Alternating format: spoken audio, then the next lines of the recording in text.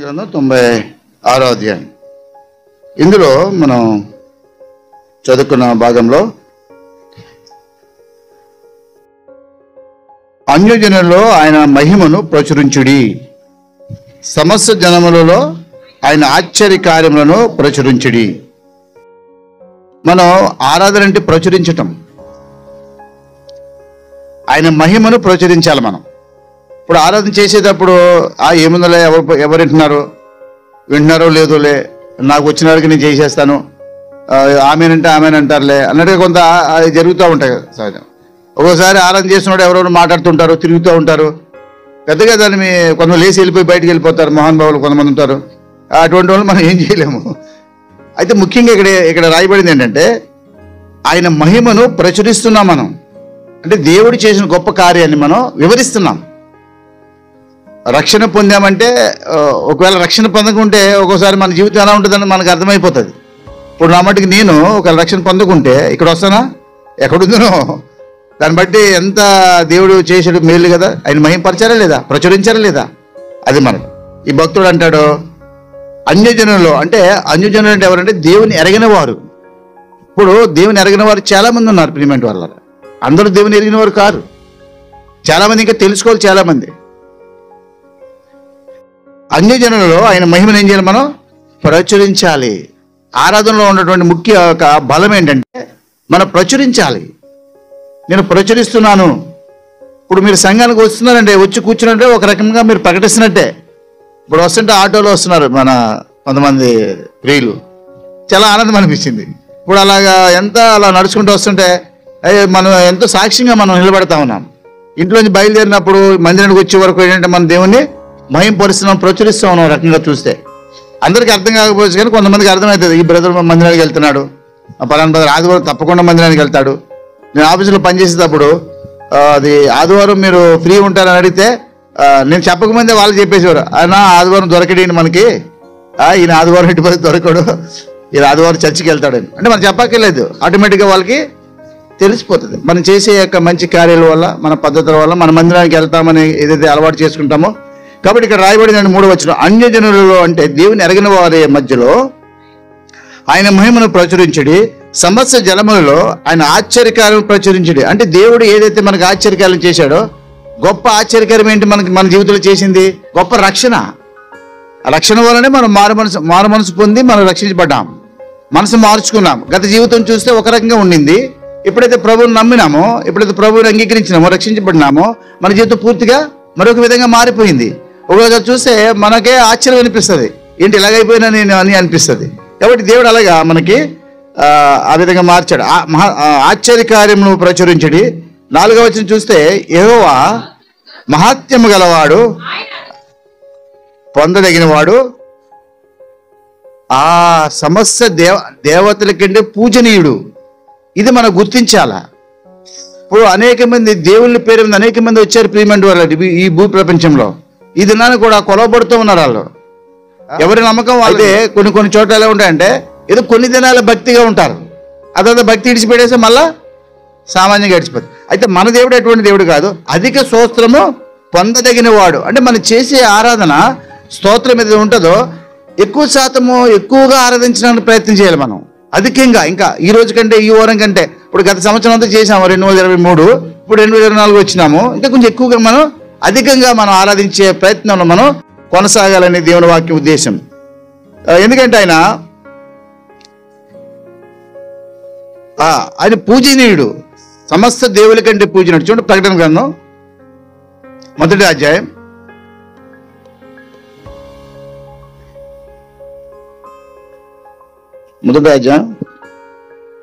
5వ వచనం, నమ్మకమైన సాక్షియు ఆది సంబుద్ధుడుగా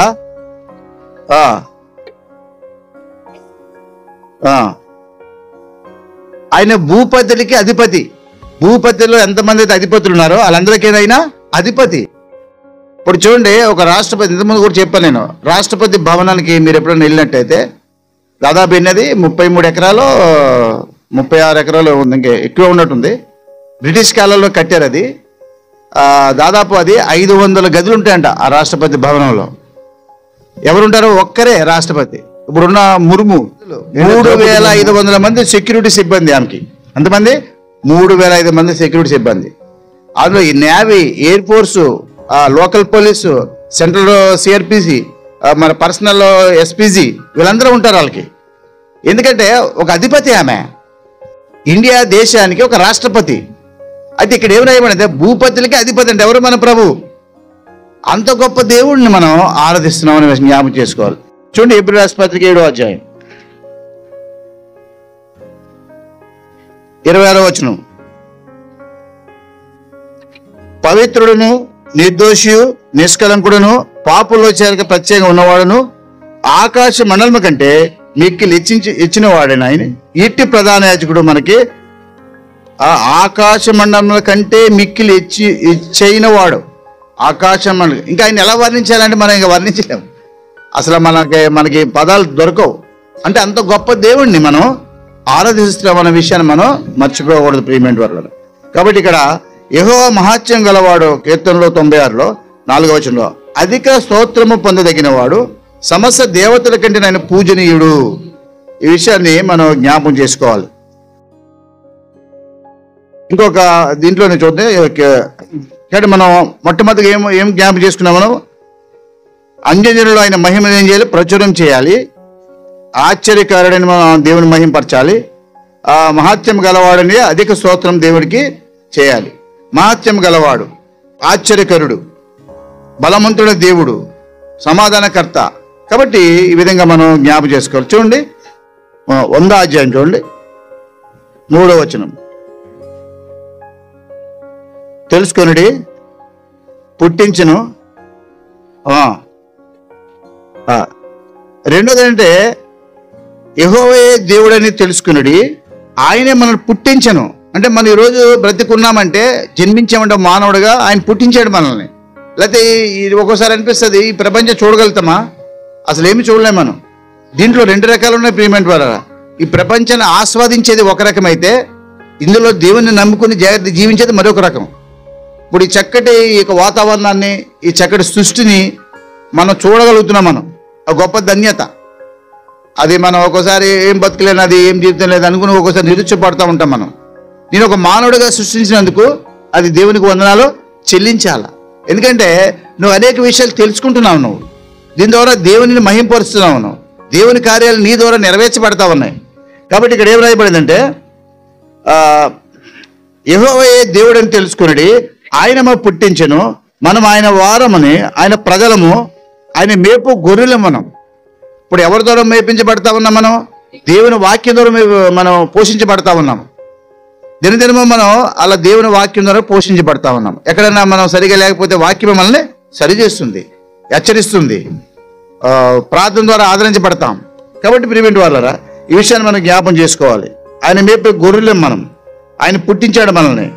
అందుకని ఏం చేయాలి? 4వ వచనంలో, కృతజ్ఞతార్పణలు చెల్లించుచు ఆయన గుమ్మలో ప్రవేశించాలి. కీర్తన పాడుచు ఆయన నామంలో ప్రవేశించుడి, ఆయన స్తుతించుడి, ఆయన నామను కనపరచుడి. యెహోవా దయాళుడు, ఆయన కృప నిత్యము. ఈ విధంగా ఆరాధన చేయాలి మనం. దేవుని ఈ విధంగా ఆరాధన చేయాలి. ప్రభువా నన్ను పుట్టించావు. మొదటేమో సమస్త దేవతల కంటే ఆయన గొప్పవాడు, పూజనీయుడు, ఆశ్చర్యకరుడైన, భూపతులకు అధిపతి ఆయన.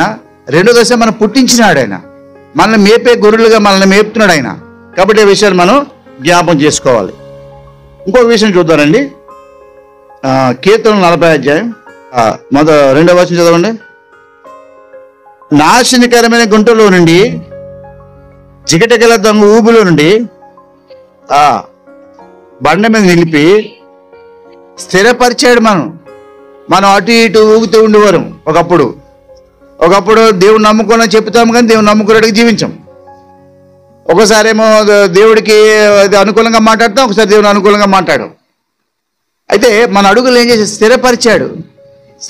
ఇంకోటి ఏంటంటే నాశనకరమైన గుంట అంట. అది పాపం అనేది ఏంటంటే నాశనకరమైన గుంట, అది దొంగ ఊపేది. అంటే అర్థం ఏంటి? దొంగ ఊపని అర్థం ఏంటంటే బయటికి ఏమి కనిపించదు. అది ఎలా ఉంటుంది? జనరల్గా ఇక్కడ ల్యాండ్ ఎలా ఉందో అక్కడ ల్యాండ్ కూడా అలాగే ఉంటుంది. ఎక్కడ దిగిపోతే తెలియదు మనకి. అంత భయంకరమైన పాపంలో జీవించిన వాళ్ళం మనం. ఎవరైనా చెప్తే నేనేం తప్పు చేశారని మళ్ళా ఎదురు మాట్లాడేవాళ్ళం మనం. నాకంటే చెడ్డవాళ్ళు చాలా మంది అని చెప్పేవారు మనం. ఒకసారి ఒక సహోదరుడితో చెప్తాను, నువ్వు కొంచెం చెడు అలవాట్లు మానుకోవాలంటే ఆయన అంటాడు, అన్న నేను రోజుకి ఒక్కసారి తాగుతానన్నా. అంటే రోజుకి ఒకసారి తాగుతానంటే అసలు ఏంటి అసలు అది అంటే ఎలా చెప్పుకుంటున్నాడు చూడండి. రోజుకి ఒకసారి తాగుతాడంటే ఆయన. కొంతమంది సంవత్సరం ఒకసారి తాగుతారంటారు, కొంతమంది నెలకు ఒకసారి తాగుతారంటారు. పాపమే, ఇది దొంగ ఊపిది. మనల్ని మనం సమర్థించుకుంటాం అనేక సార్లు. వాక్యం వెలుగులో వచ్చిన తర్వాత నేనైనా ఎవరైనా కూడా దేవుని వాక్యంలో సరి చేసుకోవాల్సిందే. అయితే ఇక్కడ దేవుడు ఏం మేలు చేశాడు మనకి, ఒకప్పుడు లోకంలోనూ శాపంలోనూ నరకాను పాత్రకున్న మనల్ని ఆయన ఏం చేశాడంటే నాశనకరమైన గుంటలో నుండి జిగటగల దొంగ ఊబులో నుండి ఆయన పైకెత్తి నా పాదములను స్థిరపరిచి దేవుని సంఘంలో నిలిపాడు మనల్ని. ఇప్పుడు ఈ దినాన్ని దేవుని సంఘంలో మనం కూర్చుంటున్నాము, మనం వస్తున్నాము, మన అక్కర్లు దేవుడు చెప్పుకుంటున్నాము, దేవుడు దీవుని పొందుతూ ఉన్నాము. ఏదైతే జీవిత విధానంలో ఏదైనా మార్పులు చేర్పులు అంటే దేవుడు వాక్యంలో సరి చేసుకుంటాను, బల్ల దగ్గర మనం సరి చేసుకుంటా ఉన్నాం.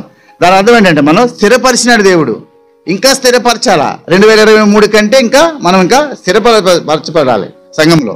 కాబట్టి ఈ విషయాన్ని మనం ఖచ్చితంగా జ్ఞాపకం చేసుకోవాలి వాళ్ళ. తర్వాత ఏమైంది 3వ వచ్చేదండి, మనం చేసే ఆరాధన ఎలా ఉండాలంటే అనేక మంది విన్నప్పుడు, ఇప్పుడు కొత్తగా ఎవరు వచ్చిన సంఘంలో విన్నప్పుడు వారు కూడా నమ్మిక ఉంచాలి దేవుని ముందు. ఇప్పుడు కొన్ని సందర్భాల్లో భార్య ద్వారా భర్తలు ఎక్కువగా మారతారండి. నేను చాలా సాక్ష్యాలు విన్నాం. భర్త ద్వారా భార్యలు మారటం అనేది సహజమైంది. ఇక భర్త మారితే ఆటోమేటిక్గా భార్య సహకరిస్తుంది. ముఖ్యంగా భర్త మారినప్పుడు భార్య ఏ విధంగా జీవించాలో అనేది వాక్యమే సెలవిస్తుంది. ఆమె ఎప్పుడైతే ఆమె ప్రవర్తన బాగుంటుందో నమ్మిక ఉంచుతాడు అతను. నమ్మిక ఉంచినప్పుడు అతను ఆటోమేటిక్ దేవుని సన్నిధిలోకి వచ్చే ఆస్కారం చాలా ఉన్నాయి. కాబట్టి అంటే నాశనకరమైన గుంటలో ఉండి దేవుడు ఏం చేశాడు, దొంగ ఊపిలో ఉండి మనల్ని పైకెత్తి మన పాదములు స్థిరపరిచాడు. కాబట్టి ఈ విషయాన్ని మనం జ్ఞాపకం చేసుకుని దేవుని ఆరాధించే వారుగా ఉంటాం. తర్వాత చూడండి 98వ కీర్తన, యెహోవా తన రక్షణను వెల్లడి చేసి ఉన్నాడు, రక్షణను వెల్లబడుచున్నాడు. ఆయన ఏం చేశాడు, ఆయన రక్షణను వెల్లడి చేసి ఉన్నాడు. నీతిని బయలుపరిచి ఉన్నాడు. కాబట్టి ప్రియమైన వాళ్ళు ఆరాధన చేసేటప్పుడు ఈ విషయాలు ఖచ్చితంగా మనం జ్ఞాపకం చేసుకోవాలి. చూడండి నిర్గమకాండం 15-11 చూడండి.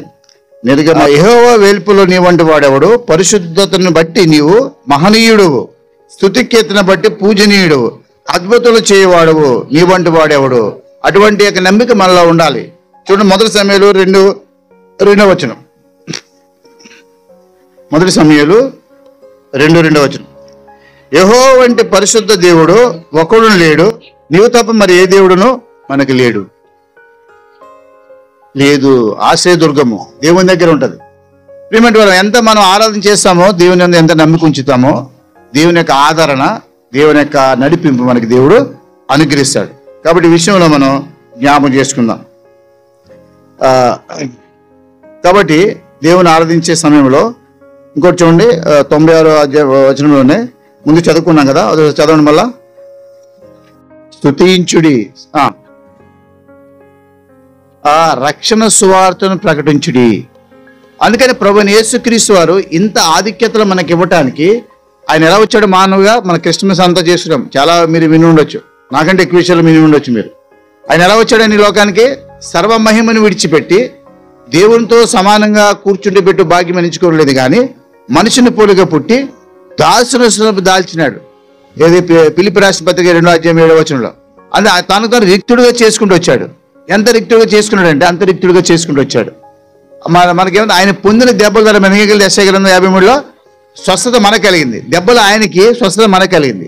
ప్రభువైన యేసుక్రీస్తు వారు చేసే సిలువ కార్యం ద్వారా ఎఫెసీ రాసిన పత్రిక 2:1 మనం పాపముల చేత అపరాధం చచ్చిన వారే ఉండగా క్రీస్తు మనల్ని బ్రతికించాడు. ఆయన మనం ఎలా బ్రతికించబడ్డామంటే ప్రభువైన యేసుక్రీస్తు వారు మన కొరకైనా క్రయదన చెల్లించాడు సిలువ మీద. ఆయన ఏ తప్పు చేయలేదు, ఆయనలో ఏ పాపము లేదు. పాపం ఎవరిలో ఉంది? మనలో ఉంది. మనలో ఉన్న పాపానికి బదులుగా ఆయన మీద పాపం ఆయన మీద వేసుకున్నాడు. ఆయన మోపబడింది ఆయన మీద పాపం. సిలువ ఆయన మూసాడు, సిలువను ఎత్తుకున్నాడు. ఆయన కొరడ దెబ్బలు తిన్నాడు, పిడిగుడ్లు తిన్నాడు, చెంపపెట్లు పీకినారు, ఉమ్ము వేశారు, ముళ్ళకిరట గుచ్చారు, గేలి చేశారు, రక్తమంతా కార్చినాడు ఆయన. నాకు ఒక చిన్న ఎగ్జాంపుల్ గుర్తొస్తుంది, మీరు విని ఉండొచ్చు. ఇంతకుముందు ఒక కుటుంబంలో 2 అన్నదమ్ములు ఉన్నారంట. బాగా వినాలి మీరు.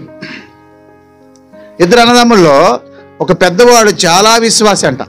దేవుని అంటే భక్తి, దేవుని మాట అంటే భక్తి, దేవుని ప్రకారంగా దేవుని చిత్త ప్రకారం జీవించే యొక్క ఆసక్తిపరుడు, ఎంతో వినయ విధేయతలో కృపా సమాధానం కలిగిన ప్రేమ కలిగిన వాడు. అయితే తమ్ముడు చాలా దుర్మార్గుడు అంట. ఎంత దుర్మార్గుడు అంటే వాడు ఏమి ఏమి చేసి వస్తాడో తెలియదు అనమాట, అంత దుర్మార్గుడు. అటువంటి పరిస్థితుల్లో ఉంటే ఈ అన్న ఎక్కువగా అతను ప్రేమించేవాడంట. తమ్ముడు అలా ఉండకూడదు, నువ్వు ఆ దేవునందు భక్తి ఉంచు, విశ్వాసం ఉంచు, రక్షించబడు, మారు మనసు పొందని ఎప్పుడు చెప్తూ ఉండేవాడంట. నీ కొరకు ప్రార్థిస్తున్నాను చెప్తూ ఉండేవాడంట. ఆ వాడు ఈ చెవితో వినేసి ఈ చేతితో వేశాడు. ఒకరోజు అలా కొంతకాలం సాగిన తర్వాత ఏం జరిగిందంటే, ఒక గొడవలో అతను ఇరుక్కుని ఒక హత్య చేశాడంట. అక్కడ హత్య చేసిన తర్వాత ఒక వ్యక్తి చనిపోయాడు, అక్కడ మర్డర్ చేశాడు. ఆ యొక్క రక్తం అంతా కూడా ఈయన మీద పడింది. అయితే అతను పట్టుకోటకి పరిగెత్తుకు వస్తుంటే దబదబా అని ఇంకా వచ్చి ఇంటికి వచ్చేసాడు పరిగెత్తుకుని, ఆ రక్త మరకలతో చేతులకి బట్టలకి. ఇప్పుడు తలుపు కొడితే అన్న తలుపు తెరిచినాడంట. చూడగానే ఏంటి తమ్ముడు, ఏమైంది ఎందుకు ఇలా వచ్చావు, ఏమైందంటే నేను తల చెప్తా తలుపులేసే అంటున్నాడంట. పోలీసులు వస్తున్నారని పట్టుకోవడానికి పోలీసులు వస్తున్నారు, తలుపులేసే అన్నాడు. అలా కాదు నువ్వు అని ఆ బట్టలు ఇప్పించి ఆ బట్టలు ఇతను వేసుకున్నాడంట. ఎవరో ఇలా అన్న వేసుకుని చేతులను శుభ్రం చేసి తలంతా దువ్వి ఉంచాడికి తలుపులు కొట్టారంట. అప్పుడు తలుపులు తెరవగానే బట్టలు ఎవరు వేసుకున్నాడు, అలా అన్నీ వేసుకున్నాడు. వెంటనే అరెస్ట్ చేశారు అలా అన్నని. అప్పుడు చేస్తే తీసుకుని వెళ్ళిపోయారు. కోర్టులో ఇతను ఒప్పుకున్నాడు, నేను తప్పు చేశాను, నేను మర్డర్ చేశానని ఒప్పుకున్నాడు. ఎవరు తప్పు ఒప్పుకున్నాడు? తమ్ముడిది. తప్పు చేసింది ఇతను కాదు, తమ్ముడు తప్పు చేశాడు. అయితే అన్న ఒప్పుకుంటున్నాడు ఇప్పుడు. అయితే ఆయనకి ఉరిశిక్ష పడింది. ఆయనకి జడ్జి ఏం చేశాడు, ఉరిశిక్ష ఖాయం చేశాడు. అయితే ఉరిశిక్ష వేసిన తర్వాత చివరిలో ఒక కోరిక అడుగుతారు. చివరి కోరిక ఏంటి నీకని. అప్పుడు చివరి కోరికలో ఇతను అడుగుతున్నాడు, ఏంటి నీ కోరిక అంటే మా తమ్ముడిని ఒకసారి ప్రవేశపెట్టమన్నాడు. అది అడిగి తమ్ముడిని ప్రవేశపెట్టినారు. తమ్ముడి దగ్గర ఆ తమ్ముడు వచ్చాడంట. వచ్చి తమ్ముడు అంటున్నాడు, అన్న తప్పు చేసింది నేనన్నా, నువ్వెందుకు శిక్ష అనిపిస్తున్నావు, ఉరి శిక్ష అంటే అన్నా అని బాధపడతాను. తమ్ముడు దాని గురించి బాధపడకు, నేను ప్రభువుని నమ్ముకున్నాను, ఓ చనిపోయిన దేవుడి రాజ్యంలోకి వెళ్తాను, పరలోకానికి వెళ్తాను, ఓ తప్పు మీద వెళ్తున్నాను, నేను తప్పు నేను చేయలేదు, నువ్వు చేశావు, నువ్వు రక్షించబడాలి, నువ్వు మారు మనసు పొందాలి, నువ్వు అన్నీ ఉండాలని నేను ఆ తప్పు నేనేసుకున్నాను అన్నాడంట. అలాగని మొత్తం ఆయన. అయితే ఒక చివరి కోరికను తమ్ముడు తీరుస్తామన్నాడంట. అది ఏంటన్నా, ఇంత నా కొరకు ఇంతగా నువ్వు ప్రాణం పెడుతున్నావు కదా, నీ చివరి కొరకు తప్పకుండా తీరుస్తానంట.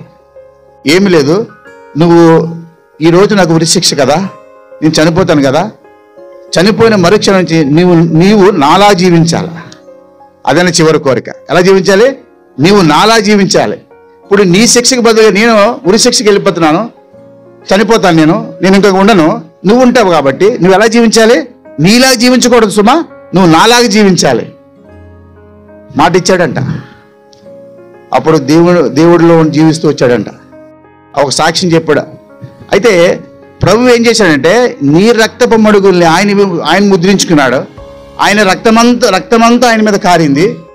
ఆయన చేతుల్లో మేకులు కొట్టారు, కాళ్ళలో మేకులు కొట్టారు, ముళ్ళ గెరడు గుచ్చబడింది, బల్లెంతో పొడిచారు, అనేక రకరకాల రక్తమంతా కారింది. ఆయన శిలువ మీద ఆయన ప్రాణం విడిచినాడు ఆయన. ఎందుకంటే మనం ప్రభువులో జీవించాలి. నీ శిక్షను ప్రభు భరించాడు, ఆ రక్త మడుగులు ఆయన వేసుకున్నాడు. నీకు రక్షణ వస్త్రాలు ఇచ్చాడు, ఆయనేమో రక్తపు వస్త్రాలు ధరించాడు. ఆయన నీకు ఆత్మీయ జీవితం పరలోకాన్ని ఇవ్వడానికి సిద్ధపడినాడు. ఆయన శిలువ కార్యం మీద ఆయన త్యాగం చేశాడు. ఎందుకంటే నువ్వు ఆయనలాగా జీవించాలని. అదే రక్షణ అంటే ప్రియమైన వారు. అలా తీర్మానం చేస్తున్నామా? ఎప్పుడైనా ప్రభుని చూసుకుంటున్నామా? ప్రభు నా రక్షణ కొరకు, నా పాపం కొరకు, ఈ లోకంలో జీవించే జీవితం కొరకు ప్రభు నాకు శిలువ మీద అంత రక్తం కాచినాడు, అంత ప్రాణం పెట్టి తిరిగి లేచాడు ఆయన, అనేక మీద కనిపించాడు ఆయన. ఇప్పుడు ఎలా జీవించాలి మనం? ప్రభును మహింపరుస్తూ జీవించాలి. ఇప్పుడు ఆ తమ్ముడు ఎలా జీవిస్తాడు? నేను జీవిస్తున్నా అంటే నేను కదా, మా అన్న నాకు ప్రాణం పెట్టాడు అంటాడా లేదా? ఇలా ఉన్నానంటే కారణం మా అన్న అంటాడా లేడా? అలాగే ఇప్పుడు మనం కూడా ఏమనాలి? దేవుని మహింపరచాలి. ప్రభువా, నన్ను జిగటగల దొంగ ఊపు నుంచి నన్ను పైకి లేపి నా అరుగులు ఏం చేసావు? స్థిరపరిచావు. ఆయన ఆశ్చర్యకరుడు, రక్షణ ఇచ్చాడు ఉచితంగా. ఇప్పుడు చూడండి, ఏపీసీ రాష్ట్ర పత్రికలో ఉచితంగా రక్షించబడ్డాం మనం. ఏమైనా వెల కట్టామని చెప్పండి. ఇప్పుడు షాప్కి వెళ్ళి బట్టలు కొనాలని ఎన్ని డబ్బులు కట్టాలా? చాలా డబ్బులు కట్టాలి. ఏది జిఎస్టీ కట్టాలా, సేల్ ట్యాక్స్ కట్టాలా, సర్వీస్ ట్యాక్స్ కట్టాలా, అన్నీ కట్టుకుంటేనే కానీ బట్టలు ఇవ్వడాడు. మన ప్రభు రక్షణ ఎలా ఇచ్చాడు? ఉచితంగా ఇచ్చినాడు. ప్రియమంటే వాళ్ళ ఉచితంగా దాన్ని పొందాం కాబట్టి మనం దాన్ని చులకరంగా చూడకూడదు. ఈ సమయంలో ఆ కొన్ని తలంపులు కలిగి, ప్రభువా నా కొరకు ప్రాణం పెట్టి తిరిగి లేచావు, గొప్ప రక్షణ ఇచ్చావు, నువ్వు మహనీయుడు, దేవతల కంటే స్తుతి పూజనీయుడు, అధిక స్తోత్రధరుడు, నేను స్తుతించడానికి నేను సంతోషంగా నేను స్తుతిస్తానని మనం అటువంటి మనసుతో దేవుని స్తుతించాలి. ప్రభువా నన్ను ఈ లోకం నుంచి, శాపం నుంచి నన్ను విడుదల చేశావు, నా కొరకు నువ్వు బలి అయ్యావు, నన్ను సజీవులుగా చేశావు, నేను పాపంతో నన్ను ఏం చేశాను, క్రీస్తు నన్ను ఏం చేశాడు, మనల్ని బ్రతికించాడు. కాబట్టి అటువంటి తలంపులు కలిగి 2023 సంవత్సరంలో ఏదైతే మనం సరిగా ఉండలేకపోయినామో, ఈ 2024లో ఏదైతే మనం పొందాలో అది తెలుసుకుని మనం సిద్ధపడి దేవుని మహిమపరుస్తాం. ఈ కొన్ని మాటలు దేవుడు దీవించి మనకి సహాయం చేయను గాక.